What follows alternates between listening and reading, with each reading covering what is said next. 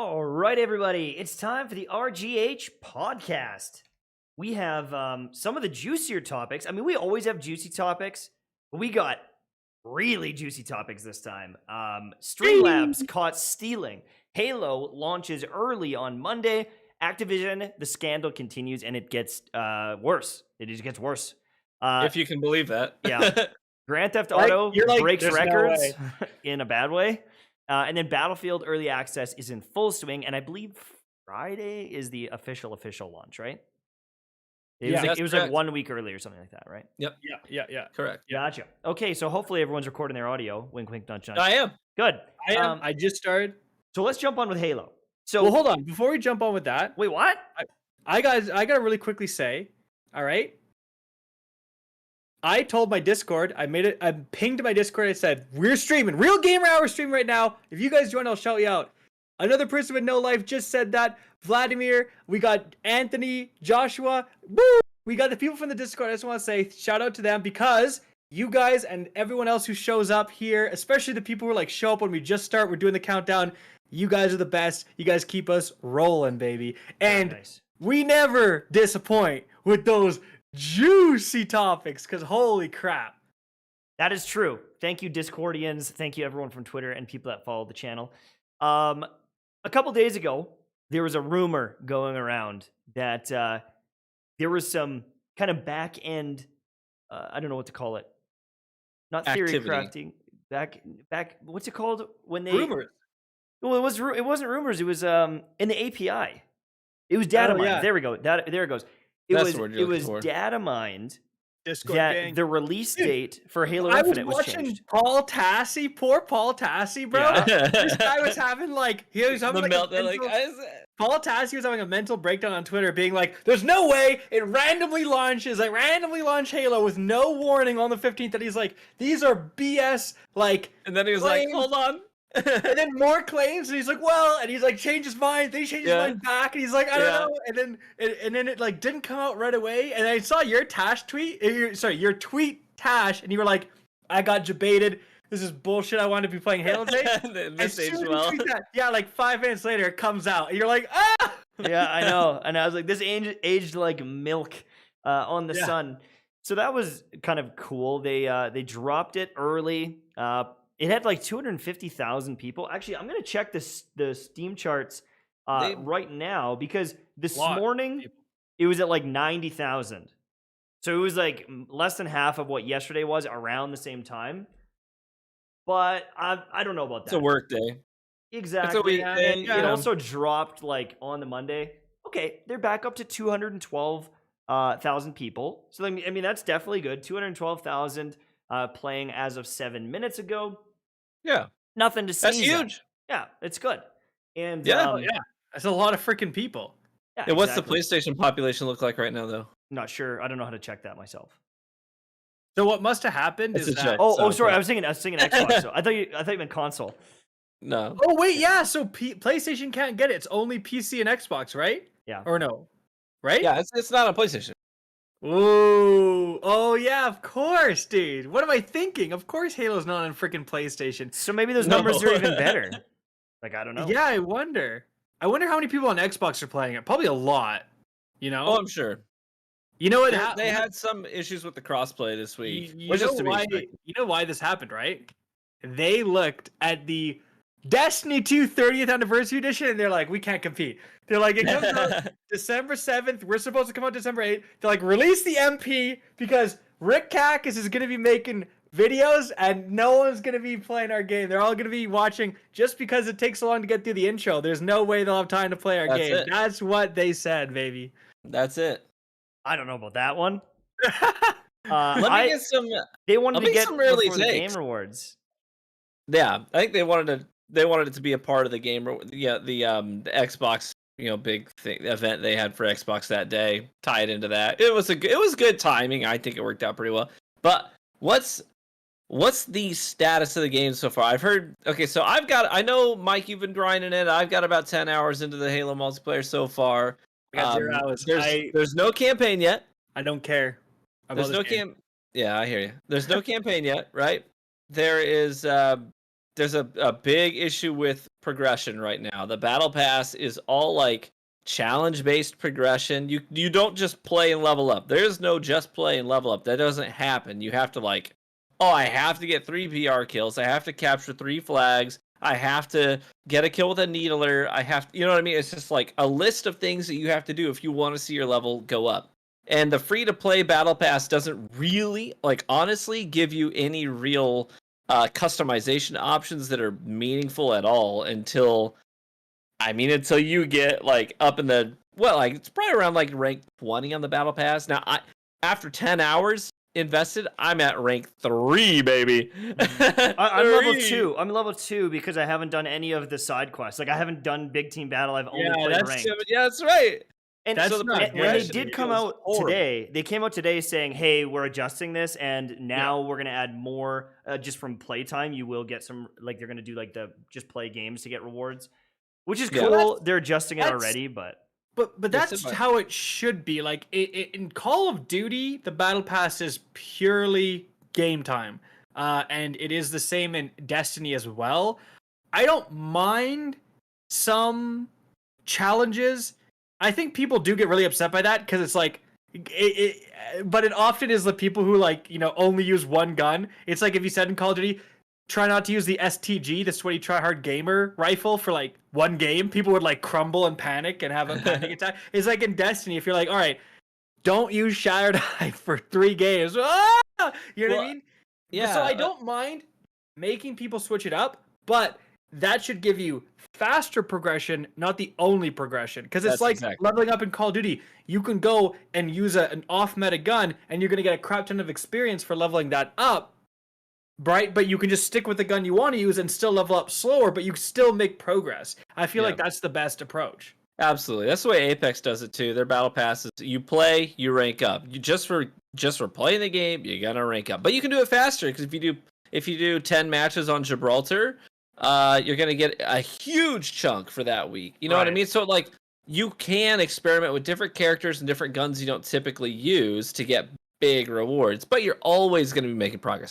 So, it was, I will say that, to their credit, they did say, listen, we're going to have at least some XP progress by the end of the week. We'll make that happen. But to really transform their progression system is probably going to take, you're looking at probably realistically maybe a couple of months of work to get something like that rolling. Yeah, it's just kind of like no one really, like, you know, remember when everyone got super mad at Bungie and Destiny when it was like get, you know, 5 rocket launcher kills or something for Iron Banner, and people were like, this is so toxic because like everyone just camps the heavy the whole game. And, like, your teammate will take it without you, and it's just, like, so toxic and so annoying. It's kind of like, I feel like it's the same with Halo, especially since it's, like, pickups. Like, get sniper rifle kills. It's like, oh, okay, I'll just go get the sniper rifle. Yeah. You know, oh, wait, the guys who've, like, memorized the picture millisecond perfect route to the sniper are going to get there before me. You know That's what I mean? right. And for me, like, one of my weeklies in Halo was to be the person that actually physically planted the enemy flag in your base 3 times. That's so insane. I have to queue up and just hope that it's CTF. I have to hope that the lobby is well balanced and that I stand a chance. I have to hope that I'm actually the guy that gets the flag and brings it back to the base and plants it. I can't play defense. You know what I mean? Yeah. It was a nightmare. Brutal. Again, nothing wrong with these challenges if they simply award bonus XP, but the fact that they're like we're the only progression is just savage. Right. I've been like sweating it out and playing a whole bunch, and I'm like, I'm gonna quit already. Which is yeah. Well, and like let people know your rank before they start crapping on you. Like, oh, you probably I'm suck. Onyx. What's your rank? I'm Onyx, like 15, I think is what my rank is. And so the issue here is I'm playing it, and it kind of feels like Halo 5. Like, it doesn't really feel that different. I think the maps are flipping awful. Like, they're just so bad to me. They're so boring. There's that one in comp in the ranked playlist. That's like the U-shaped one. Well, it's in all the 4v4s, I think. It's like U-shaped. I don't know if you know that one off the top of your head. It's like it's all dark and gray. Like, Oh, gray yeah, buildings. yeah. Indoors, U-shaped. That one sucks, dude. I hated that one. Well, and like the thing is the more I play it, the more I'm starting to realize the issues. So like the grenade area of effect is massive, and everyone is just spamming grenades. Like they're just hucking. I sometimes feel like I'm throwing 5 grenades, even though you can only have 2. But it's just like you throw a couple, you run over a body, you pick up a couple more, throw a couple more. So grab 2 more off the wall. Yes. I mean, it is Grenade Simulator. There has to be some sort of ping issue. Like people getting killed around corners. I'm sliding around a corner. I'm like, whoo, thank God I got away. And then all of a sudden, killed. And I'm like, nah, that's impossible. I'm looking back at that. I'm like, there's no way. So that's been really frustrating. But even that, nothing competes to the spawning system. And I feel like I'm a crazy person. Because everyone's like, I don't really notice that. And I don't know if it's because I play a lot of shooter games. But if my team is in one corner with the oddball protecting it, you would think that the other team would spawn away from us in the distance. There's people spawning right around the corner sometimes because I think they're almost trying to mimic the Call of Duty, get into a fight instantly. And on the maps, they're so small that a lot of the times when you're spawning, you can see someone almost off spawn, and they might be decently far away, but everyone spawns with a battle rifle. With a scope. See, Tash, they were so determined to take on Call of Duty, they copied their absolute dog shit spawn system because Vanguard is the same way. It's like, I've spawned looking at someone's back, and I see the little red tag at the top of my screen. I'm like, oh my God, I start shooting and I get a kill. It's like, dude, like, I should never spawn there. And you look at the map, and like, your team, it's like, okay, so let's say this is the map, my camera. The enemy team's here. Your team is like here pushing them. You'd think the enemy team would spawn like here, somewhere else. They spawn like over here or like they mix and match like in the middle behind you. Yeah. It's like you can't flank you. It's like all just map chaos. Control is the problem. Because someone did a study and they're like, listen, we hook someone up. Basically, we hook someone up and measure their dopamine levels. And every time they got a kill, it went up. So we want them to get a kill or get killed in like 1 second of spawning. That's basically what Call of Duty does. Like, there's no logic to it. It's just chaos. Yeah, and it feels like back in the Halo 3 day, Halo 2 day, you'd kill someone, they'd be dead, but you also know, okay, they're going to spawn approximately over there, and then you can defend. And you can defend effectively, and the team needs to hold on. It's like, all right, everyone spawn up, and we'll push together. And good teams would just hold off, and they'd get those kills and they would keep defending. And it was like, that's how you dictated it being a good team. Now it is just rapid fire. People are coming from every angle. You don't know where the hell they're going to be. And I had a string where I was like, watch this. I'm going to leave this room. I'm going to go back into it and someone will have spawned in that room. And it happened like every single time. And I'm like, even though I'm not in that room, the proximity is so close. And where my team is, they should never spawn there logically. Yeah, you don't feel rewarded for winning your last gunfight. Because typically in Halo, when you win your last gunfight, you're like, okay, now I have area control. Yeah. But that's getting ripped away from you immediately. It is the worst spawning I've ever seen. And then the maps are pretty boring. And it's just like, did we seriously wait this long for Halo Infinite to be super simple? Or like super similar to Halo 5? And people love it though. People. I feel like you're in the minority. Give them a week. I don't think it's gonna last. I don't. And here's the thing. Here's the thing. Is like I think Halo is innately gonna have trouble keeping people playing long term because it is really sweaty. And like there's nothing wrong with having a super sweaty competitive game. I don't think. And if people are in their proper ranks and playing people of their ranks, like I don't think it's too big of an issue. But I feel like Halo breeds frustration in bad players. And back in the day, they'd be like, well, okay, I'm going to work on it. I'm going to improve and I'm going to get better. But I feel like everyone is such a snowflake now in PvP games. It's like, well, I'm losing. It's too tough.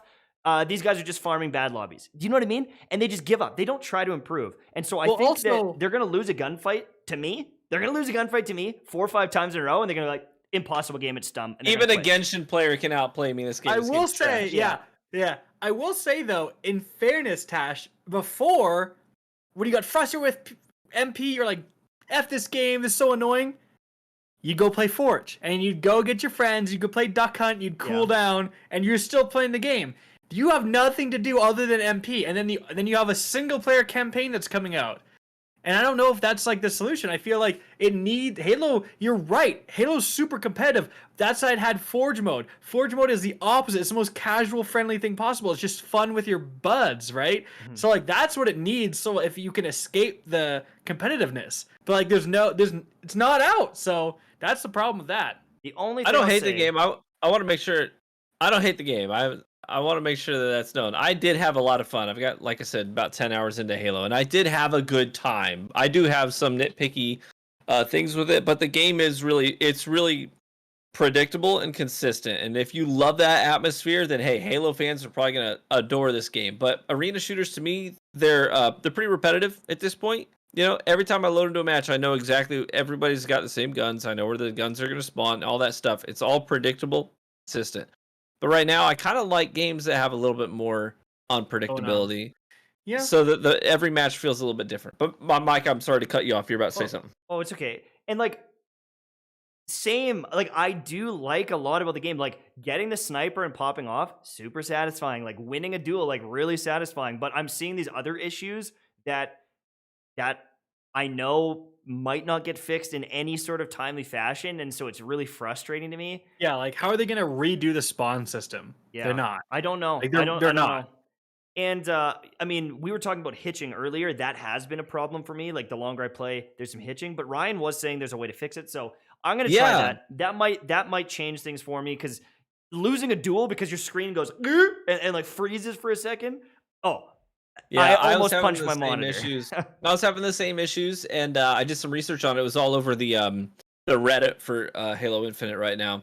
It's probably still one of the more upvoted posts there. But basically, what players were finding is that there's a texture pack in the PC version of the game. It's like a 7.3 gig texture pack, and it's just part of the regular install. But if you go into your Steam files and you uninstall that texture pack, I don't know what it is about those textures that it's trying to render out, but it's so much information for it to process in those rapid scenarios that that's where the hitchings come from.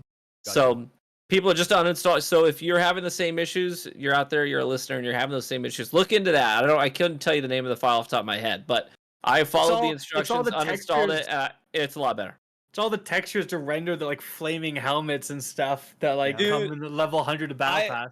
I will say the flame on the shoulders at the end of the Battle Pass looks, and this is not me just being a hater, okay? I had fun with the game. It looks horrible. It looks like some freaking Nintendo 64 fire. It's really bad. I'm seeing it.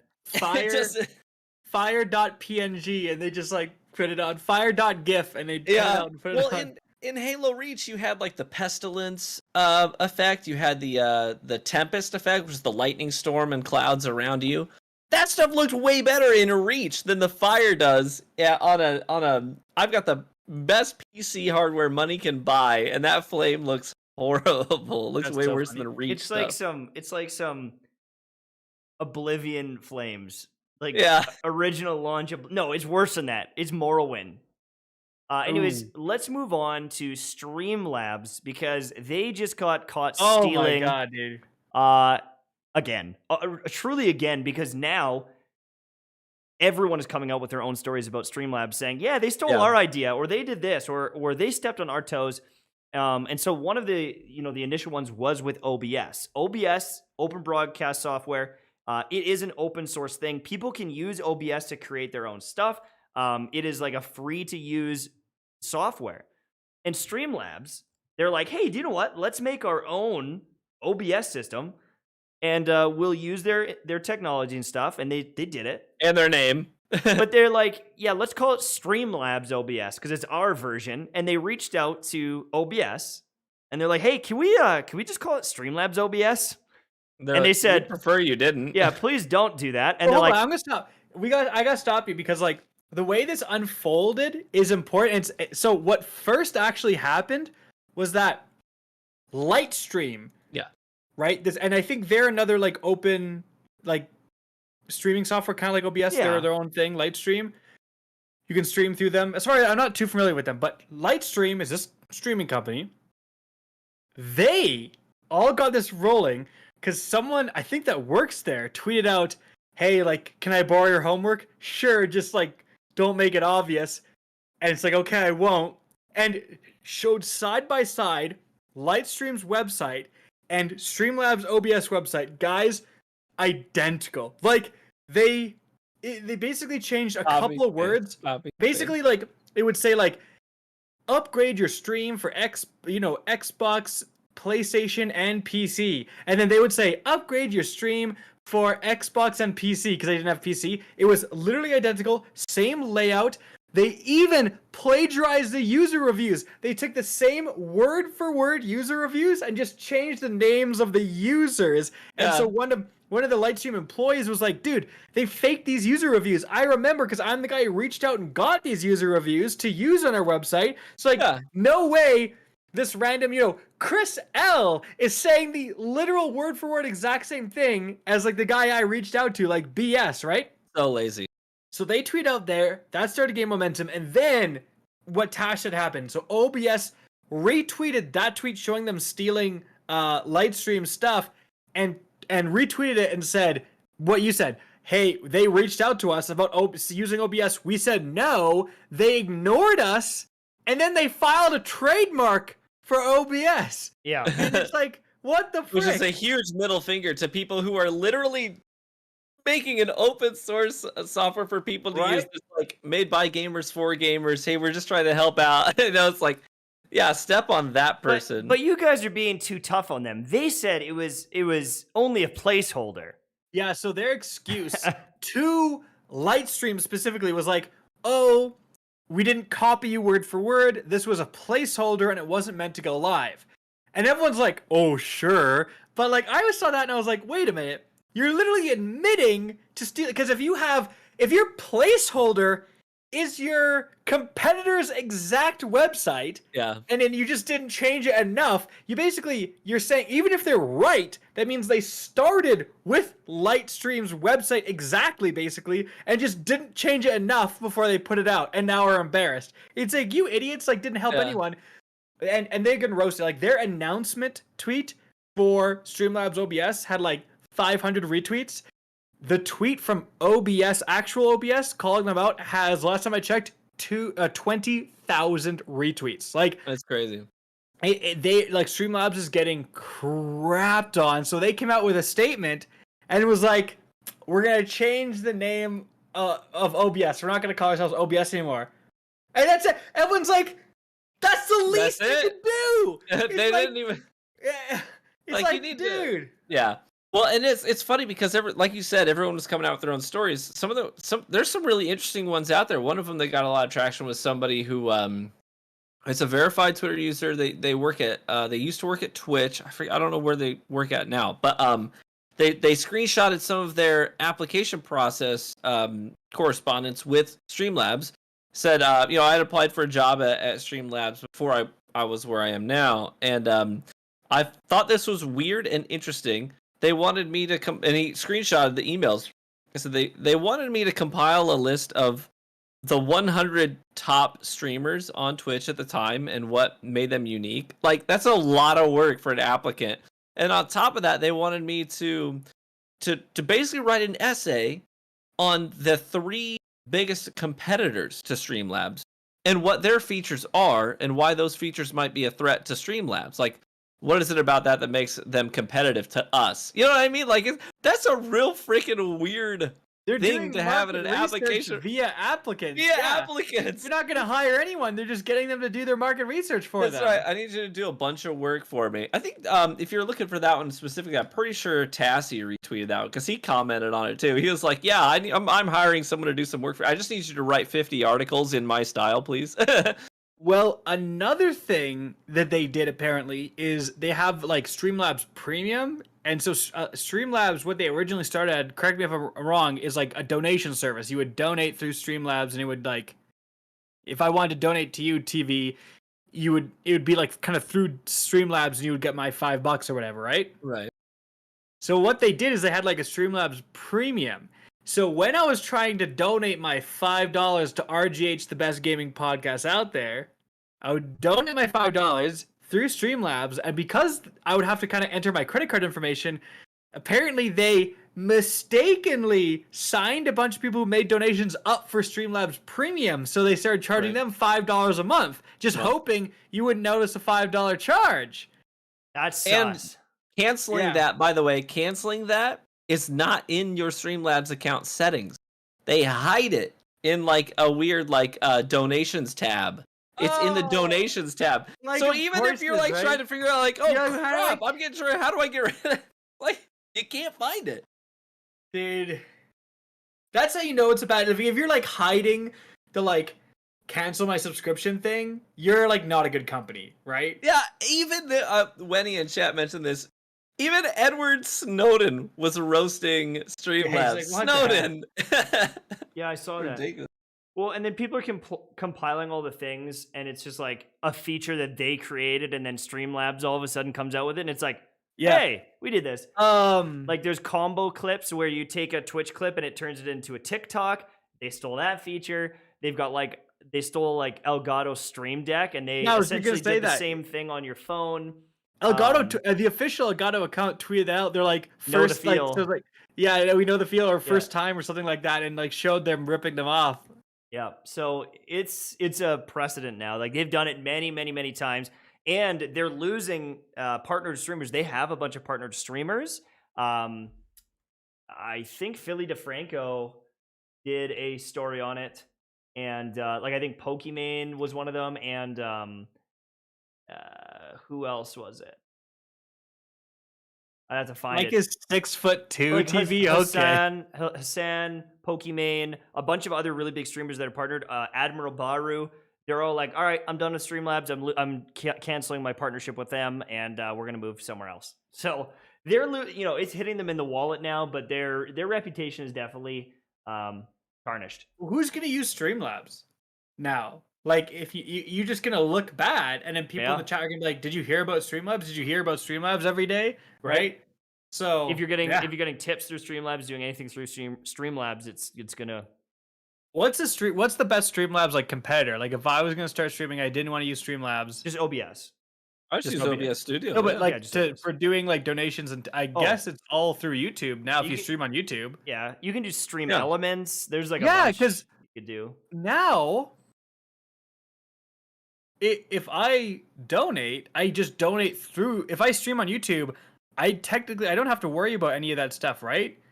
Well, the only issue is like if you don't donate and do like a super chat through YouTube, they take a cut. So a donation through Streamlabs or Stream Elements, something like that, you're not getting a big cut taken off of it, like 30%. It's like bits on Twitch is technically a donation, but you lose 30%. So right here, Caleb. Yo, thanks for joining. Here's my shout out. Do you guys want to hit anything else on Streamlabs or move on to Activision? Dude, it's just the Streamlabs thing is just so wild. It's like way to ruin your brand image for like a cheap knockoff. It's like they didn't like do, as far as I can tell, like they didn't provide anything unique. Like if they had like a sweet new feature that like no one else had, fine. If you innovate a bit, fine. Where they didn't. Right. Yep. And how long have they been getting away with it before? Before they got caught, or it's like people said something, it didn't get exposed. It's kind of like reminds me of the Avengers thing, where it's like, hey guys, let's just ruin our brand image real quick. It's like, why, dude? Like they could have just stopped now, improved some features, done some stuff, just chilled. But they got greedy, and now it's backfiring them. Yeah. On them. Talking about backfiring, this week has been an utter crap show for Activision. Bobby Kotick, baby. Kotick in trouble. Yeah. Well, but is he though? Is he though? Yeah. So he literally. They said he literally made threats that he could have his assistant killed if she exposed some of the stuff that was going on. Yeah, and he said to multiple women, "I will ruin your career." So it's like, probably could, dude. I mean, like, you're the CEO of a massive company, you probably can ruin my career, or did. And like, there was like one of the other, not CEOs, but like one of the other like leads. One of the board members. She was getting less pay than the other guy, and then when she was like, "Well, can I get equal pay?" He was one of the people that's like, no, and shut it down. He's like, no. And like the craziest thing, it was after she resigned, they offered it to her. She's like, no. Exactly. It's just crazy.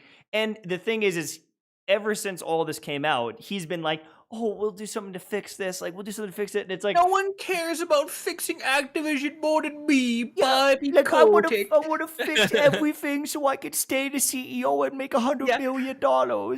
I gave myself $100 million when everyone was harassing my employees. Like, but I really care about them. But I care. That's his voice, by the way. That's exactly what he sounds like. As you're there are actually wondering. recordings of him. But it's like, okay, not only are you paying yourself crazy amounts, but you're one of the people that's the problem, saying you're going to end people's careers and get them killed. And so it's like, do we have any faith that you're the one that wants this changed when it's coming from the top? Right? It's coming from you. And so now everyone's like, well, you need to resign, obviously, because you just did it too. You're part of it. So how can we trust you?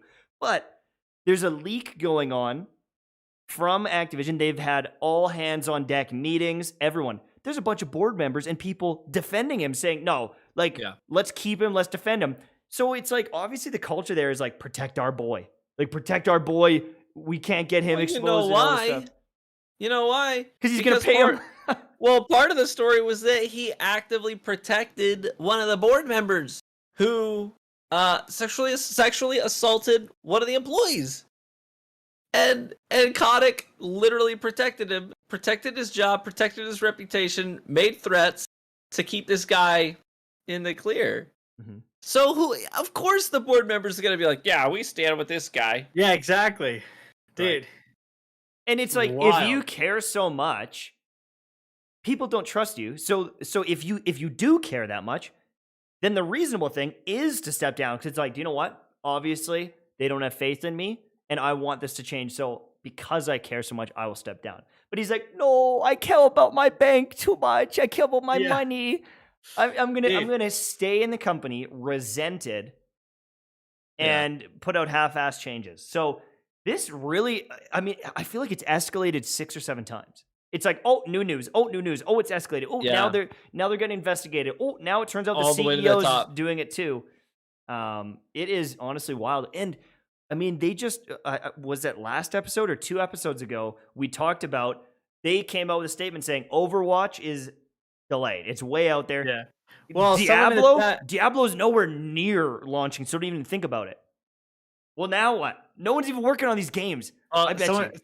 Someone in the chat was like, apparently, our boy Bobby was in Epstein's flight log. What a surprise! What a shock! I am so surprised by this revelation. I cannot believe it. But like, come on, dude! The whole thing is just absolutely wild, man. Like, I mean, obviously, I don't know if that's true. Someone in the chat said it, but dude, it's like, you know what would be a savage move? If EA said, we stand like with the employees, we want to eliminate harassment, whatever, we will hire any Activision, like any high up like Activision employees that want to leave. Yeah, you have a job here.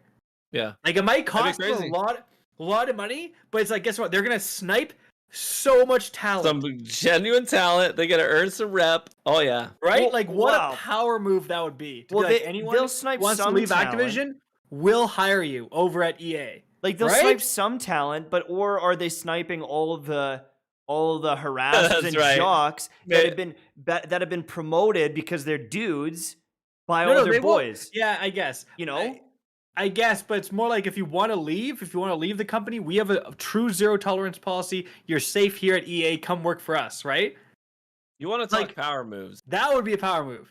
You want to talk power moves? Jim Ryan, CEO, PlayStation, tweeted out today his disgust with this whole situation with Bobby Kotick. You want to talk power plays? What if Jim Ryan says, we're not doing Activision games? Activision games are not on our platform. Sorry, until you guys make changes, you're done here. We don't need. Listen, we don't need your money. We would like it, but we don't need it. Make some changes. Insane, but I don't think it's gonna happen. How nuts would that be? Do it. Put your 'Cause money it's where your like- mouth is. Do it. That'd be sick. I'd flip. I don't like the thing is Jim Ryan. Okay, good thing he tweeted something out, but he's also probably getting some bonus money, if you know what I mean. Like I'm sure this guy doesn't want to hurt the bottom line either, because that would also like obviously not being able to play the new Call of Duty would hurt PlayStation. I bet. Yeah. Yeah, I suppose. You know, they'd have to take that hit, and like, And you do have a lot of, especially it sounds like Blizzard was more the sus end of things. Like you have a lot of Activision employees that are just normal employees. Like you have a lot of guys who worked on like Call of Duty that are like, I never harass anyone. I'm code the gun recoil. Like what do you know what I mean? Yeah. And then so if you and then do they something get like, hurt. yeah, if you like pull Call of Duty away from PlayStation, yeah, like they're the ones that like often they tie employee bonuses to like game performance, so like they're the ones who might get hurt, which sucks, right? Like, but that's how it's often set up, is like the people that get hurt are the low down employees, not the up top guys.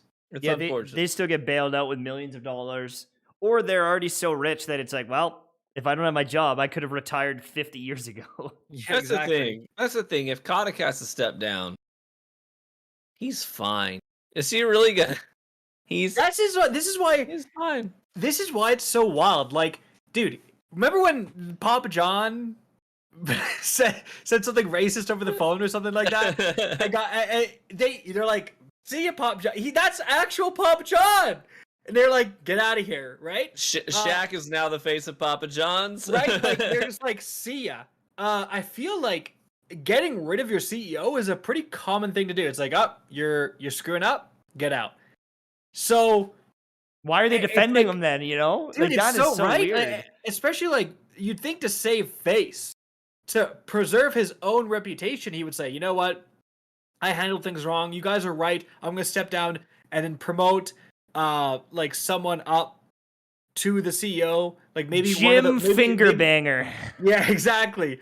Like maybe like a woman CEO, right? Promote her up, step down, then he retires, probably makes a little retirement bonus of like $20 million, and then he goes and sits on a board somewhere, probably sits back on the Activision board in a couple years when things have cooled down, and just is a multi-millionaire for the rest of his life. Right? So that's what usually happens. It's so bizarre to me that he's like, I'm staying. If I'm staying, I'm the head of this ship. No one's gonna get rid of me. And I've never seen anything like this. It's like if crazy. Papa John's like, no, I'm not going anywhere. baby. From my This is cold Papa dead John." hands. Right? Like, It's Papa John's pizza, and that's it. If Papa Yeah. John's not here, the company Right. folds. exactly. Like, how And like, wild would come that be? on, Bobby. What are you bringing to the table that Activision Blizzard needs you? Like, hey, let's make another Call of Duty. It will make Yeah, us some exactly. money. That's like, the no thing. shit, man.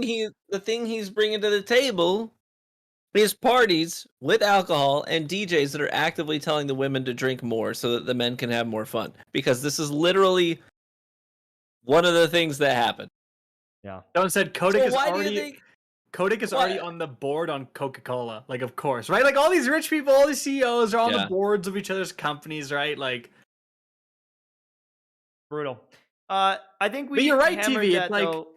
That's What's why this they don't guy want him to doing? leave. what? That's Yeah, why they don't he want him sets to up the leave. party. They're like, oh, Because Kotick- this is the culture that he precipitates, and they don't, that's the thing. The people that stand with him, it is literally this simple. The people that stand with him enjoy the culture that he brings, the culture that he precipitates. There's no way around it. It's either about the money or the culture. It's just that literally is the bottom line. Yep.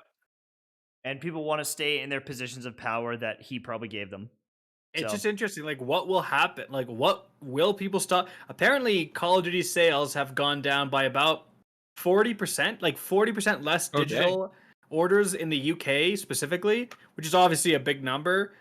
Could just be that, the hype for Vanguard wasn't quite the same, but, They have to do a that's free big number. weekend this weekend. They're doing a free weekend trying to promote Vanguard and get people playing. They've never Yep. done that a week after launch. That's No. pretty Yeah, bizarre. right? They usually try to maybe do one before Christmas. Maybe it's because it launched a little bit later in November, and they're trying to do one so that people like it and then want it for Christmas. Maybe. But it And, does like- seem a little soon. And like a lot of the games that do the free weekend, it's because they partnered with like Pepsi. It's like you get a Pepsi, you get a code to play it for 10 hours or something like that. yeah. But they didn't do that here. They're just saying like, the please, game's free. please play our game. Yeah. The worst. I am having fun in Call of Duty. I was playing it with Butt Wipe, like Band Wipe. Yeah. Earlier before the podcast, and I was having fun. Dude. Yeah. That's good. So let's talk about another studio that's absolutely Bro, demolishing. This one's hilarious to me. I don't know why. Honestly, someone said this is worse than Cyberpunk. Like this ruined brand image, like more Yes. than Cyberpunk. Google. This is not even. Yeah. Go ahead, Google. Mike. Google the GTA Trilogy screenshots. Go on the Reddit. Just take a moment, chat, and just Google the worst Grand Theft Auto Trilogy screenshots, and you're gonna Oh go. my god! You're gonna say no. This is remastered. How? You're gonna say this is no. old one. That's impossible. We're talking fingernails that are not even lined up on the hand. We're talking some of the worst remastering I've ever seen. It was You wanna know like what's- they're just adding polygons everywhere they can to be like, there's more Yeah. polygons now. It works. Here's what's funny about Yeah. it. Here's what's funny about it. There were third party folks that made mods for the original games, right? That updated it to look really good. They were sued Of course. for those mods. And then they released this remastered trilogy way worse than what those mods did. I'm talking the rain, when it's raining in the game, people are showing, I've seen the videos of it. They're like, I can't play the game when it's raining. I can't control the weather. And when it's raining, I literally cannot see anything. Oh my god, dude. I'm talking, you're driving down the road, and as you're swerving in and out of traffic, every movement you make flattens your car and makes it wider. So you end up in a 50-foot wide pancake going down the street, and it just doesn't make any sense. It's hilariously Remember when it first came out? horrible. I saw the graphics. I was like, this doesn't look very good. They And people were pulled like, it. People are like, it's just the style, bro. It's like the same Yeah. like Halo fanboys. That's Are like, right. it's just the style of the Okay, game. I'm gonna They- pull it up on my screen here just for the people that are in chat really quickly. Go do it. Does this arm, does that look normal? Does this look like that should be in the game? I don't think so. Look at these fingernails. What is going on with these fingernails, bro? This is one of the worst, like, updated games I've ever seen. Honestly, it just looked better before. It looked better just in the original game because, yeah, it was a little pixely, but go look at Ocarina of Time. You know, like the original Ocarina of Time. It's like, I still know what's going on here. I'm going to play Ocarina of Time. I'm going to have a good time here. And I don't care if it's a little pixely. It's still a good game. But this one, they made it look Oh my God. horrendous. And Dude, It's They like pulled it. They pulled it from the store. It was so bad that for a couple had of a- days, a you couldn't even get it 0.3. anymore. Yeah, it had a 0.3 rating on, like, for all the games. It's like a record. Every single game was below a 1 rating because there were so many zeros. yeah, on and, every uh, platform like PC, Xbox, everywhere it released, below 1. Yeah, Un- it's probably the worst rated game, like, AAA title ever. Has that? Yeah, and it's like, dude, what like a? It's like you have the chance to make like free money. Like everyone loves this franchise. Just do a half decent remake, put it out. As long as it works, you're gonna make huge sales. And they're like, nope. They're like, nope, screw it in the up. money you spent on the legal fees Ugh. to sue the people who modded your game, Hire them. instead take that money to license their work. And you're good. And you're good. Instead, this is what I feel bad for the GTA community. They're really, really looking forward to this. And I mean, you can imagine if there's a series out there that it really is your passion, your love, your gaming anchor, right? The thing that you go back to. And they're like, we're going to remaster this stuff, man. It's going to be great. You would be really jacked about that. And then when this is what drops, I can imagine their disappointment is immeasurable.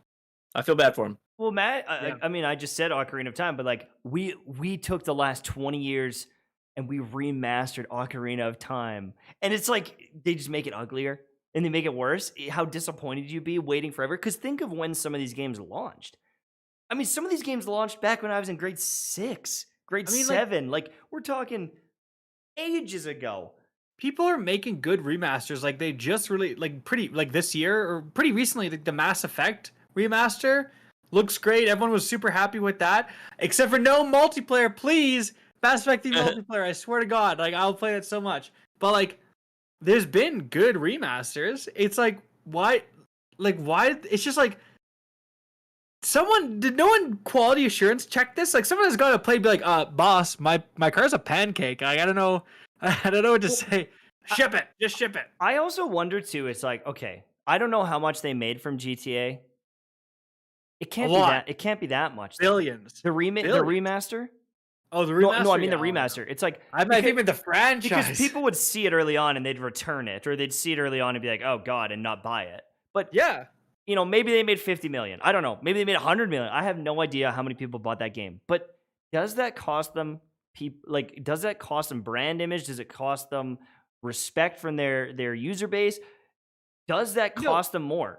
Because they seem to always do it. Like every brand is just like, just put it out. Honestly, we know it's shit. Just put it out anyways. They never pull it. Why don't they ever pull it? I don't know. Here's what I've noticed though. There's a trend where if a developer releases something that is clearly bad quality and they didn't care, one of the things that happens is that when people review their next title, even if their title is maybe like genuinely a 9 out of 10, it'll get reviewed as a 7 out of 10 because people are taking what they know about the previous title and all of that frustration into how they perceive the next product. Yeah, they're way harder on it. And this is guilty. I'm guilty of this too. Whenever I myself had games where the next title comes out and it's really good, but in my mind it's worse because I remember how bad the previous title was, and I'm seeing it through that lens. That's how I'm perceiving this. Do you think though that GTA 6, like people will like lower their hype because of this? Because they're gonna make $1 billion. Logically, you're like, yeah, like they put out a garbage product. This should be a warning sign for the next game. But I know in 4 years, when they're finally done with GTA 6, the trailer's gonna come out and people are gonna lose their minds. Here's the thing: if GTA 5 sucked, then yes, I would say it would affect the next one. But this is a remaster of an old game. You know what I mean? It shows. And here's the thing: though. Most of the people who played GTA 5, I think it was. I could be spitballing this I might not remember. Don't quote me on this. I think it was around 60% of the people that played GTA 5 had never played a GTA title before in their lives. Right. So these people, they're not going to care about the remasters. They never played them to begin with, and they probably didn't buy them now.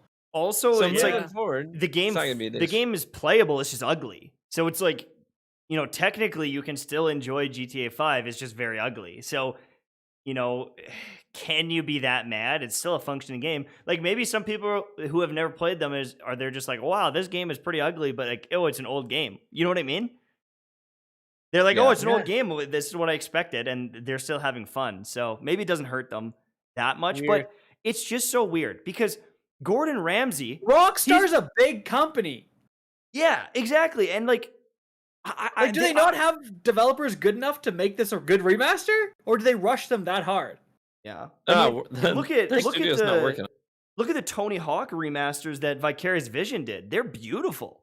They're absolutely gorgeous. It's because they outsource it to a really good studio, right? But it's like Rockstar. Like God knows what happened to Rockstar. Yeah, like you can't find someone as good as Vicarious with all that money. Sincerely, there are some great studios out there that are smaller studios that you can outsource this kind of work for, who will genuinely care about your game, genuinely care about the way that people receive it, and make a banger remaster.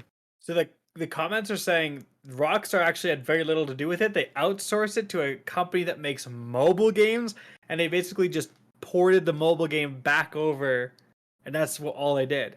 Well, even so, Rockstar must have signed up. They must have signed up on it. Rockstar must have watched it. They didn't even touch it. Like it's not like it came onto their desk and they're like, "Yeah, it's fine. Yeah, it's fine. Tip it." Yeah. Someone had to look at that and say, "Right, this has the Rockstar seal of approval." But okay, as I was saying, Gordon Ramsay. You ever watch Gordon Ramsay? He's like, the lamb sauce. Where's the lamb sauce? Like this dish can't go out without that sauce on it. And like the beef Wellington's raw. Like he's not gonna just send it and be like, you know what? Lamb is fucking raw.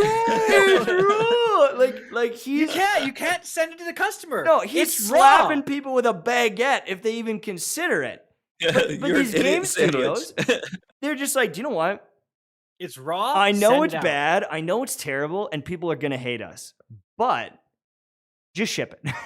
like it's like, you know what? We'll still make a couple dollars on there. There has to be a break-even point. Like I'm talking, if you look at CD Projekt Red, I guarantee that was not like it had to have been a negative for their brand image, for the future of their other games, the overall share price. They made money on Cyberpunk, but they took a goddamn killing, hundreds of millions of dollars in killing because people returned the game. People just flat out didn't buy the game. The market share dropped, PlayStation dropped tens them. and tens, hundreds of millions of dollars in all of that stuff. So, I mean, I don't know. These companies need to start getting with it. And I feel like we have so many broken games that get launched and they just slide out. I've never seen a movie where they're like, oh, we forgot to do the green screening.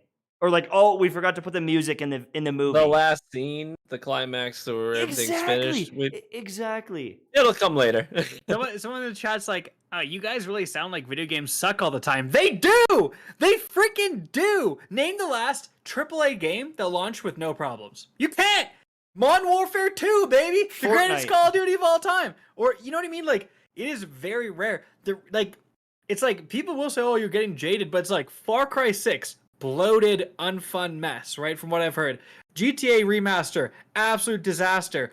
We're gonna talk about Battlefield. More bloom than a bloomin' onion from freaking Outback Steakhouse. Halo, has its issues. Terrible spawns. Call of Duty has its issues. It's like, I can't remember the last game they just launched a solid game, and it all has to do, Forza. I feel, with Forza 5. And we talked about it and we hyped it up. Last week, we were like, yo, it's Comes the out. golden child of gaming. Someone said Ghost of Tsushima. Ghost of Tsushima, 100%. Solid game. But it's rare. It's rare because most of these games get forced out before they're ready, and they're like, it's kind of this mindset of we'll fix it after the fact. Even Destiny 2. I freaking love Destiny 2. I played all the time, but the launch was terrible, and they had to fix it over time. Do you know what game? Mike? Do you know what game actually might be the one? Elden Ring. Have you seen? Elden Ring. Have you seen the reviews of that game so far? Everyone is like, "Oh my everyone's god, loving it. it's amazing!" Like it's amazing. Just the little preview they got, the little demo. They're like, "Oh, it's like an entire Souls game just in this demo," and this is only part of the game. And so, maybe Elden Ring is one of those ones that drops, and everyone's like, "Masterpiece." It just feels too far and few. And we've praised many a game on this podcast. We tend to talk about whatever's happening in the week, and it's not our fault that there tends to be a lot of drama around bad releases. Bobby Kodak's out diddling his employees when's and stuff. We gotta talk about it. When's the last time we said anything bad about Apex? I've sung the praises of Back for Blood recently. We've talked about all the good things about smaller indie games like Among Us. What's the Viking one we were talking about? I don't know, Ragnarok? like a year ago. Ragnarok. It's like the Valheim. crafting Valheim. Valheim. Thank you. We were singing the praises of Valheim back in the day when that was first coming out. I mean, there's a lot of games out there that we praise. We're also gonna be honest. We're also gonna be honest. Dog, bro. There's a lot of games that just aren't good, and it's or they just have features that it shouldn't be. There's why does Halo spawns need to suck? Really? How many Halo games has there been? How many maps have been made? How many first-person shooters are there? How do you still have bad spawns in 2021? Right? Yeah. And basically, you have bad spawns, but they're thinking, well, people just want to be in the fight.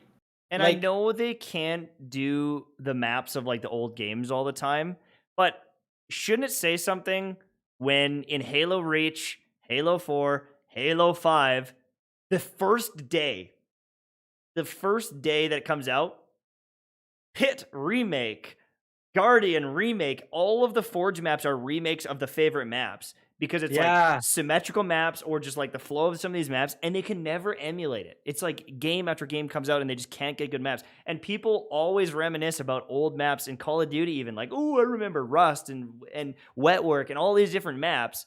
Afghan.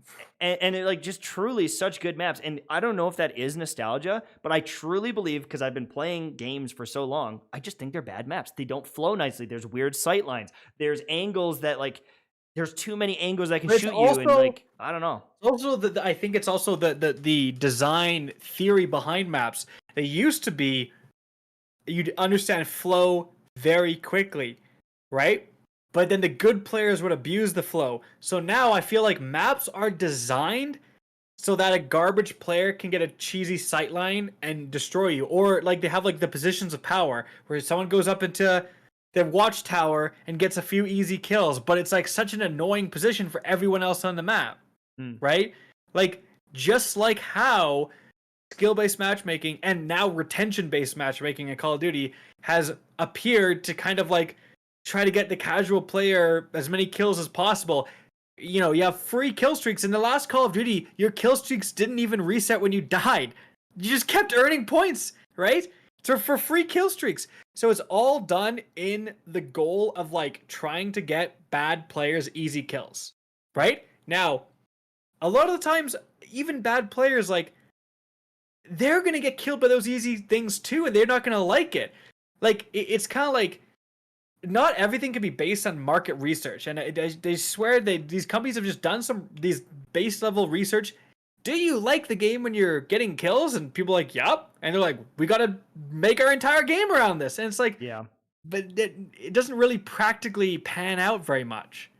Now Ryan has been playing quite a bit of Battlefield. It's been almost a week now that it's been out for the early access, and I played a little bit. I had a lot of crashing. I had a lot of issues. Yeah. Unfortunately, and so I just haven't really tried again. And I've had the game crash on me a single time, Yeah. and I've got about 20 hours into the early access. I'm playing. I will say this: I'm playing Battlefield 2042 on PS5. I have the best hardware money can buy on my PC, but some people are having issues with PC performance with this game. They do have a day one patch. It is technically still in early access. They have a day one patch that's going to go live on Friday when the game fully launches for everybody. So that's one thing to keep in mind. A lot of these things are already getting fleshed out and fixed before the majority of players get their hands on it. But I've been playing on PS5. There's been some hiccups along the way, some server issues here and there. But most of the concerns that the community has raised during early access are already things that are getting addressed with that day one patch. The rubber banding lag issues that have been happening, they literally came out and said, and they've talked about it on Reddit, talked about it on Twitter, they said, we found the source of the problem. It'll be fixed on Friday with the patch. People said Dozer is inactive. Like, you can't even play one of the specialists. Dozer's one of the specialists you can play. It's kind of like a hero shooter in that regard. One of the characters you can play as has been inactive during early access. And people were concerned about that. Like, what? We literally can't play one of the characters. He went live yesterday. They said, hey, we got him fixed, balanced, patched, ready to go. Now he's active in the game. Great. Which is great. So, hitbox issues, hitboxes being off-center. They said they found a fix. It's going to be patched on Friday. So, the early access really has been a way for the gamers to give a lot of, especially the die-hard Battlefield fans, to give solid feedback about, here are the issues that we're seeing. And they're able to, they've been really open with their communication. DICE has been. They said this is really their love letter to Battlefield fans who have been with the franchise since, like, you know, Bad Company 2 and Battlefield 3. Even the people who love Battlefield 4 that had a rocky launch but ended really strong. Like, those are the people they're really trying to hit with this game. My issue with Battlefield, though, and I've played a decent amount of Battlefield 2, I feel like the thing that I really dislike about it is the bloom. There is so much weapon bloom, it's unreal. And like, you probably maybe have seen some like TikToks on it and stuff, like, and little clips, and like, you have, if this is the opponent and I'm trying to shoot at him, my bullets are literally like pew pew pew pew pew, like just around him. And it's like, even like mid-range engagements, there's a significant amount of bloom, right? And Battlefield, especially now, 128 players, massive maps. If you have anything other than a sniper rifle, you can't hit people out to long ranges. Other than that first shot, you have to do one shot and then really let it center, then one shot and really let it center. But they just lets people run away. Even the DMRs, the single shot only, semi-auto only, long range DMRs are like doing that. It's like I will say this, tons as of far bloom. as that concern as far as that concern goes, one of the things that the community's been giving feedback on the 2042 Reddit is that some of the attachments aren't doing what they say they're doing. Some attachments say this reduces recoil. It actually increases the recoil. It's kind of like the issues you were talking about with Warzone. Yeah, where some of the attachments don't do what they say they do, and in some cases they actually do the opposite. They actually hurt the performance of the gun. Which makes sense because you put on something that increases the accuracy, and then you get even more bloom, and you're like, what the hell's going on? And so they actually did say that they are aware of some of those issues, and that's something that's going to be addressed in the day one patch. Not all of them, but literally everyone in the game is using the PP-29, which is a submachine gun because it's like the one gun that doesn't have bloom. So even though it does less damage, it has a more severe range drop-off, it's the only freaking gun that can actually consistently hit a target at range. So you have your big assault rifle meant for these medium-range engagements. No one's using them. Everyone's using an SMG because I've already got over 300 kills on that gun. The bullets actually go where you aim. Like, that's so crazy. It's like they do less damage. It doesn't matter. Just because you actually can hit what you're aiming at, everyone's using it. Who came up with the idea of bloom? Like, I can't even fathom that Josh Hamrick. mechanic. I kid. But Hamrick was on the team on that did stand behind Shroud bloom. had a good clip about it. Like, he was complaining about bloom, and someone's like, well, I'd rather have that than someone lasering me from across the map. And Shroud's like, I mean, yeah, like, that's who it's for. That's who it's for, is you, because you don't want to be killed from someone lasering you across the map. And for me, I think bloom's a terrible, brain-dead idea for brain-dead people. Here's the solution to that. Recoil. Like, if your gun does that, and now I have to readjust it, or I have to burst fire, right? That's totally fine. The issue is, like, if my reticle is dead on, if I'm aiming exactly right here on the head, and my round goes here, that's what I don't like. It's like, because that doesn't make any sense. Obviously, the bullet's going to go out of my barrel straight. It's not going to, like, veer off to the left. Like, it just doesn't make any sense. So that's the issue. It's the frustration of, like, it's hard to see, and you don't understand. You're, like, in a mid-range gunfight, there's a lot of things going on in Battlefield, there's explosions, and you're holding the trigger, and your reticle is dead over someone, and you don't get the kill, and you're like, what did I do wrong? I feel like PUBG did a pretty good job of the recoil back in the day. Of, like, if you tried to shoot with a P419 or like the assault rifle and you didn't recoil correct, like, it would kick like crazy. And so holding it steady was pretty tough. And it's like, I will prefer that any day of the week, just as you're saying. And it's like, okay, I can laser you across the map, but you can also laser me. Exactly. And so it's like work on being able to aim at a target at a distance and keep on the target and beat me in a duel. And, like, I don't know. I just feel like randomizing your aim, it's one of the reasons why I'm having trouble with shooters long term, is like, I just get so frustrated with little inconsistencies like that. It's been like that in Destiny since the start. You're fighting and you get flinched and all these different things. And I understand flinch here and there. But, like, if I'm, my reticle looks like it's on your head, but the flinch sends it off, or the bloom. Flinch, at least you're being shot. You're like, I got shot, I got flinched off target. And you have to try to get back. Yeah, and you can cause and try to get back. effect. The bloom is literally just, like, random. It is quite literally RNG, because sometimes it goes off to the side, sometimes it goes right down the center. It's literally a random number generator. So that's the frustrating part. It's like, dude, my mid-range gunfights, if two people are shooting each other, it's just random. It's like, whoever wins that, it's like a roll of the dice. That's not how a shooter should be. And also, like, who's it going to affect? The good player has his reticle directly over your head. The bad player has his reticle right about here, right? So you're throwing the good player's aim off, and you're potentially throwing the bad player's aim on. Right. That's who... bloom does nothing but benefit the worst players, which is like, okay, you have a little bit of bloom, especially if it's really continuous fire, but, like, in Battlefield, it's like your first shot goes on target and then it's like crazy. It's like, we'll say this, have though, a little bit more consistency. some of the bloom is being, or some of the inaccuracy is being chalked up to bloom in Battlefield 2042 when some Maybe of it it's different actually on isn't. console, dude. Because like, wait, because like So, I the said, there clips I've isn't. seen- Like I'm saying, the hitboxes are off centered. So Yeah. when you see a target, the hitbox is actually off kilter to the left right now. So what actually happens is some people are chalking up some of their misses to bloom, when what's actually happening is they're actually shooting on the left side of the target and it should hit, but since the hitbox is off it's offset to the left, it's actually registering as a miss. I'm sorry, Yeah. opposite way that you're I shooting know, with the right I side know of you're the player. saying 100%. So 100%. that's part of it, and they have actually said we know that. Oh, sorry, we're gonna get on that. So for the full release, that'll be fixed. Yeah. So But bear like that I've in mind seen too. like TikToks and stuff of people like they're shooting their machine gun and it's like a whole group of people coming up and it like zooms in. You can actually see because in Battlefield they do have the bullet trajectory, so you can see the bullets going significantly off to the side, and you're like, this is like insane. It is. The bloom is more severe in Battlefield than it is in Call of Duty. Call of Duty actually just introduced bloom this year as well. It's the accuracy mechanic. If you have less accuracy, you start to get bloom. And the players there are not happy. But at least in Battlefield, you can put on attachments to increase the accuracy. The stats actually work, like you said, TV, unlike Battlefield. So if you have really high accuracy, you're pinpoint accurate. And it's Call of Duty. It's small maps. Even with a bit of bloom, if your reticles on their chest, you got them. Battlefield, no, you're like, people are so far away.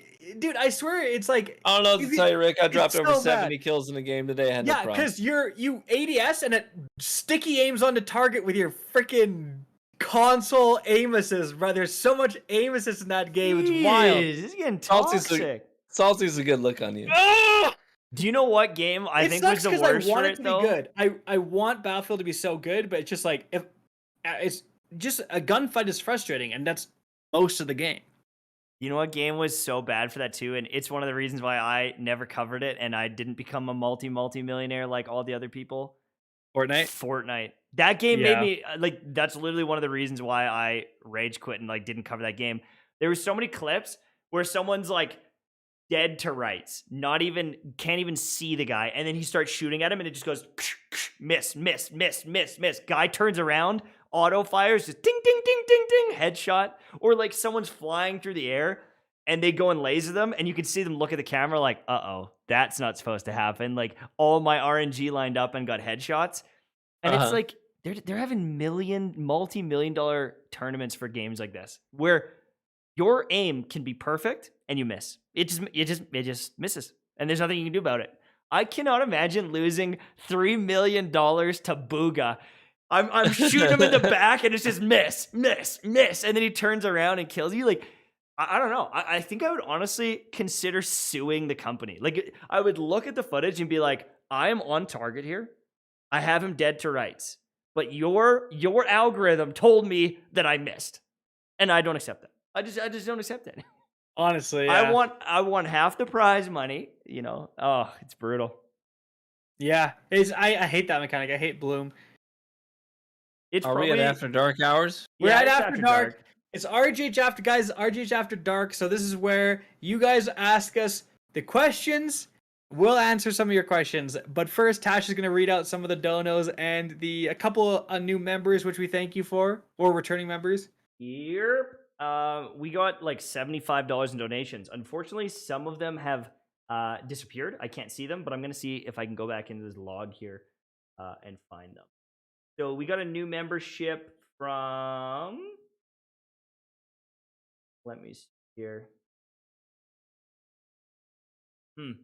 We got one today, but it's not showing up. But we did get some super chats today. Andrew Preston with $5. Every studio is releasing crap, Nintendo. Nintendo releases Metroid. I mean, yeah, they release good games, and then they'll copy strike your entire YouTube channel down if you use their background music by accident. So we got a $50 donation from Christopher. Thank you so much. Scott Mitch with a $20. So excited to be here for the live show and not Thursday morning listening. Thank you so much, Scott Mitch, for the $20 donation. Tweedledum with a $5 donation. Thanks for the banging content. Checking in between beers. My guy. Thank you. Ooh. Thank you. Appreciate it. And if you guys are interested in an energy drink check out Advanced GG. Advanced GG has been our sponsor from the start. They have some amazing flavors. And I think the Rainbow Magic Sherbet just got back in stock. That is a fan favorite. And you can get 10% off with code RGH. Make sure to use code RGH at checkout for that 10% off and to support the podcast. I guarantee if you try it, you're going to like it. Speaking of drinks, someone asked TV what you're drinking. I started out tonight with a paper plane. A paper plane. It's equal parts bourbon, lemon juice, Aperol, and Amaro No Nino. So basically, Italian herbal liqueurs and bourbon. Real good. Actually, that just reminded me. Another thing I did want to bring up, because people do ask about TV and his drinking quite a bit while we are on the podcast. We would really appreciate if you did become a member to the channel, because at this point, we can't keep up with his liquor bill. And so that's something that, it is becoming a bit of an issue between the editor and his liquor bill. It's a little tough. And I use them Facebook dollars. TV's liquor bill is higher than our editor costs, which is actually pretty bizarre, pretty It's wild. higher than my mortgage. Like, Here's the thing. You want to know? Here's the secret. I do 4-ounce I do 4-ounce recipes. It's small amounts of booze, but it's really good flavor. 4 ounces? 4 ounces of liquor?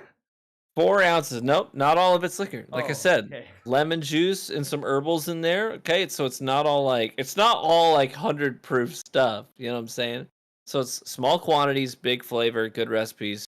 That's the way to do it. And I do all my juicing and make all my syrups. So I make my homemade grenadine with real pomegranates and real pomegranate juice. I make my homemade sugar syrups.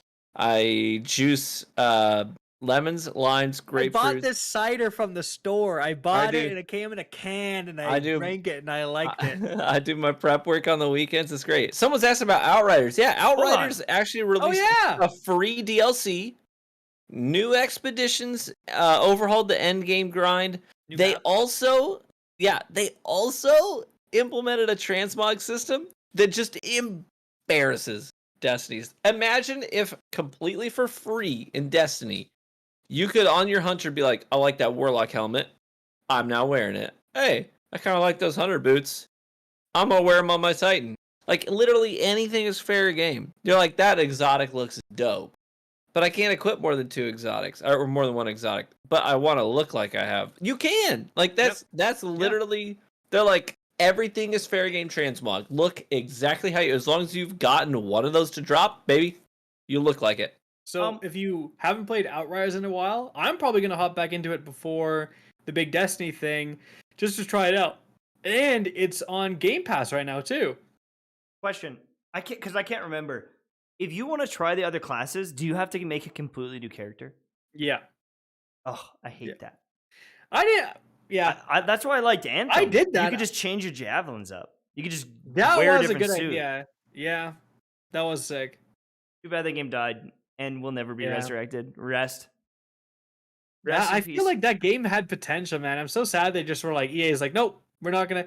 It's like, bro, you made $1 billion from FIFA. Like, spend some money on Anthem. Like, you did all this world building. There's some good ideas here. It's like, it's like the flying, the suits, the abilities, like pretty cool. But there was just like no enemies. The quests were bad. The story was bad. The end game loop was terrible. It was like they had all the base mechanics beautiful. It was just there was nowhere to use it properly, and it's such a shame that it's never going to get realized to what it kind of could have been.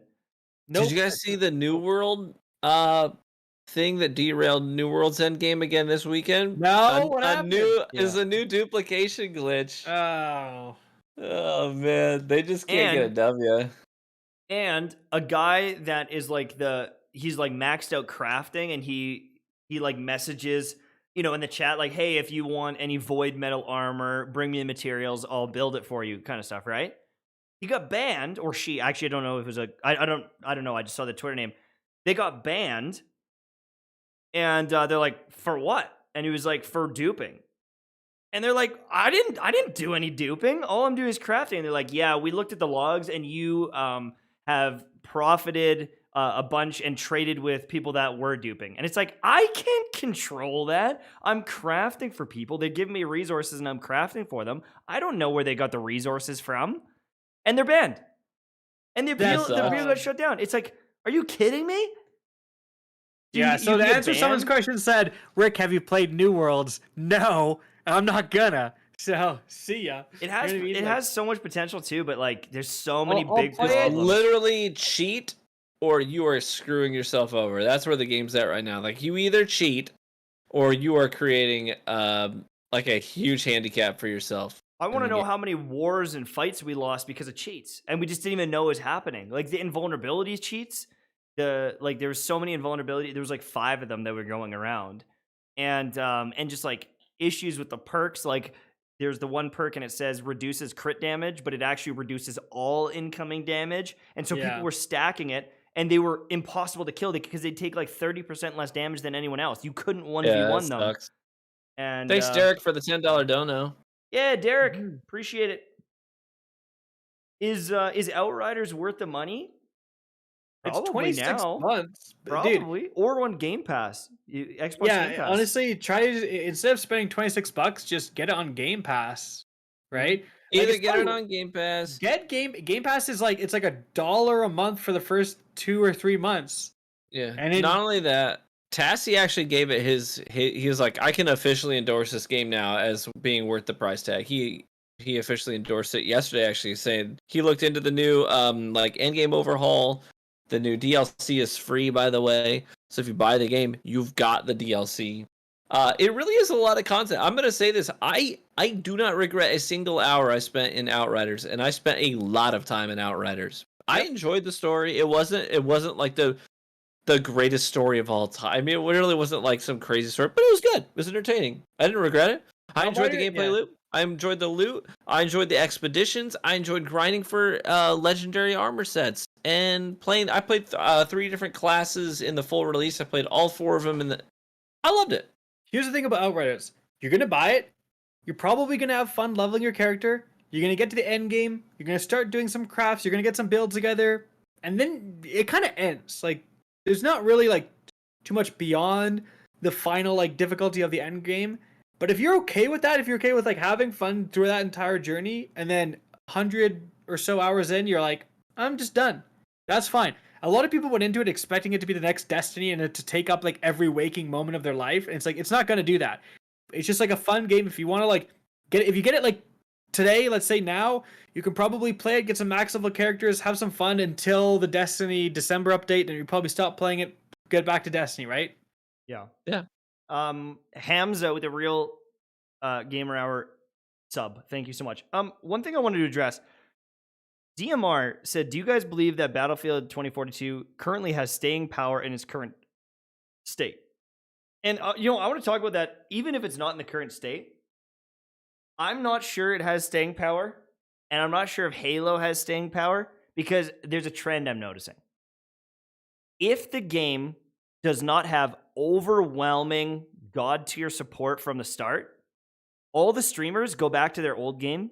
As soon as their sponsorship's done, they go back to their old game and they go back to Warzone, or they go back to Fortnite. Halo just dropped. Ninja is known as a Halo guy. He was playing Fortnite today. And now Fortnite did drop some stuff, but the issue is a lot of the big content creators and even just a lot of people, they get comfortable where they're at. And so when you're getting paid to play a certain game or you've got an audience there, you don't want to swap. And so you're not advertising this new game unless you're getting paid to do it in a lot of cases. But also you the viewers, you guys are absolutely shit at supporting creators for doing new stuff sometimes. Like if I put out like a Battlefield video, it's like 16,000 views. I'm like, all right, never doing that again, right? True. But also a lot of these games you are really invested in. You've put hundreds of hours into a game, and it's like, I'm good at this game, or I like this game, and I'm making progress in this game. I don't want to start a new game and start all over again. And so unless it is an overwhelming reception, like when Genshin came out, everyone was playing Genshin, even if they weren't covering it. Lupo was playing it. Pokimane was playing it. Like, it was so big, and it still has staying power, because I feel like if it gets that initial hype, then you get a community going, and you get that staying power long term. Because actually, I should disagree with you guys. You disagree? Yeah. I didn't say anything. I Why? think you place a little too much emphasis on creator influence, content creator influence. Now, those things do matter. They absolutely do matter. I'm not going to undersell that. But at the end of the day, I know that for me, I think about my personal gaming time when I'm not actively making content. Yes, I make Destiny content. Why? It pays my bills. It's funding my retirement. It's sending my kids to college one day. That's why I do Destiny. I also love it. I mean, I have fun with it. But in my personal gaming time, I play games that I watch zero content creators for. I play Back 4 Blood all the time. You know how many content creators I know off the top of my head who play Back 4 Blood? None. I couldn't name a single one. Yeah. I'm playing in my downtime, my own time. I play Sea of Thieves. I couldn't name a single, other than Summit was doing it back in the day. Other than that, I couldn't tell you a single person that plays that game on stream or makes content on it. I don't watch that stuff. It's all stuff that I do because me and my buds have fun doing it. And I think that's why Battlefield has staying power, because Portal exists. And the people who loved old school Battlefield are gonna love Portal. Being able to play on Noshar canals, being able to play on Caspian Border, playing Rush, playing Conquest, playing on completely overhauled and updated Bad Company 2 maps, they're gonna show up for that. And they're not gonna be sitting down at work watching somebody stream it. They just don't care. I think just like I don't care. I think you're both right in the sense that, because first of all, I didn't side with MTash. I just saying I think you're both a little bit right in the sense that MTash is right in the sense that I think you need the creators to become like the next Fortnite. Like the game that just takes over the world, right? Or like Call of Duty Warzone, everyone was playing that game, right? Mm-hmm. But at the same time, it's like you don't always need to be that popular. Look at Destiny 2. We always talk about who craps on Destiny 2? The mainstream streamers. Like, you ask Dr. Disrespect, are you gonna play Destiny 2? Oh, that game's still alive? That game's dead, right? But Destiny 2 has a completely solid player base. It's not going anywhere. Right. So I think the same is with Battlefield. I don't think Battlefield is necessarily going to become the game that takes over the gaming world, but it's going to have a solid player base for the next several years until whenever they make the next Battlefield. But. And like, agreed. And I'm not saying that you need all the streamers, but the issue is like, you need everyone to be on board. It's like the best way I gauge if a game is popular is if the people that I played hockey with are playing the game. Like if my buddy TJ is playing Halo, I'm like, okay, that game is going to be popular because he only plays like a certain, like one game. And like if my cousin Dean is playing a Destiny expansion, I know that everyone is because he skips a lot of expansions. And then so if he's back, it's like, okay. And so I feel like with a lot of these games, if you don't have like the streamers covering it and then all the normie people jumping on that bandwagon, if it doesn't have that initial burst, the community just never forms, if that makes sense. Like it'll be a hot ticket item for maybe a month, but it doesn't have that first like oomph that everyone gets involved with it and like invested in it is what I would say. It's like like a flavor of the week. And I feel like it's every game it's hard to get invested. It's hard to get invested when Call of Duty, Battlefield, and Halo all released in like the same month. It feels like for sure. It's like, what are you gonna say about Destiny? Destiny was, in terms of reviews, a flop on launch, but it made millions of dollars. Gained Bungie massive revenue. They doubled their studio size, got major investors. They dropped Destiny 2, which was a flop via the reviews on launch, and look where it is now. I mean, it's not It was a flop of a game, though. It was trash. But there was so many people that played it. But you're asking the question: what game was received poorly on launch and still has staying power? Destiny, millions in revenue, millions and millions in revenue. But like, what other game did that? Like, maybe Division 2 is still chugging along barely. I guess that's the thing too. Is like Destiny is not the same game as like Call of Duty, and so they'll gravitate to whatever's best. So it's like, is Battlefield better than Warzone? Yes. All right, maybe we'll stay. If it isn't, we'll just go to what we know. If you don't want to play Destiny, what do you play? Warzone? Or sorry, Warframe? What is the alternative? Yeah. What other first-person looter shooter? Borderlands that had a terrible launch as well. They've had some updates for sure, but you can't do missions together and raids together the way you can in Destiny, and then go play some PvP. I don't know. I just feel like we'll see what happens. Like, especially, it's weird. Like, you're right. Maybe Halo doesn't take off now, right? Maybe it doesn't. But then when Forge is added, and there was like people like that Vanos Gaming or whatever, and people that just like and Russian Badger and like those people who just like get more views than I could ever dream of by just having their buddies be funny, and they just all, you know what I mean? They like, where are you guys playing with me? But like, no, like they play and they make those funny videos and get 5 million views a video, and it's like, and everyone's watching like Forge mode. Maybe that brings people back, right? Like. Yeah. You just never know. There's a huge features of the game in Halo that aren't here yet. And Battlefield only had like a half a launch. The real launch is on Friday. Which is so weird to me. True. And you know, honestly, maybe there's like so many players that are MIA right now because they're not playing early access. Dude, I have the Just Amateur guy in here in the chat. You know, I was like, spend the extra $2 for, you know, $5 on the deluxe edition so you can play with us. He's like, nope, I gave it all to Pokimane. No, I'm just kidding. No, but he was like, he's one of those. He's like, he's like, am I gonna pay the extra? Because I think the deluxe edition came with like the battle passes for like the seasons or whatever. I don't know, but the point is, I think there is a lot of people who just bought the normal editions and they're going to be hopping on Friday. And like TV said, hopefully they're going to be hopping onto a better experience. And a less blooming experience, if please, like, just dial it back a little bit, DICE. Jesus Christ. Fair. Well, this has been about an hour and a half. Do you have any other major things you guys want to hit before we say goodbye for the day?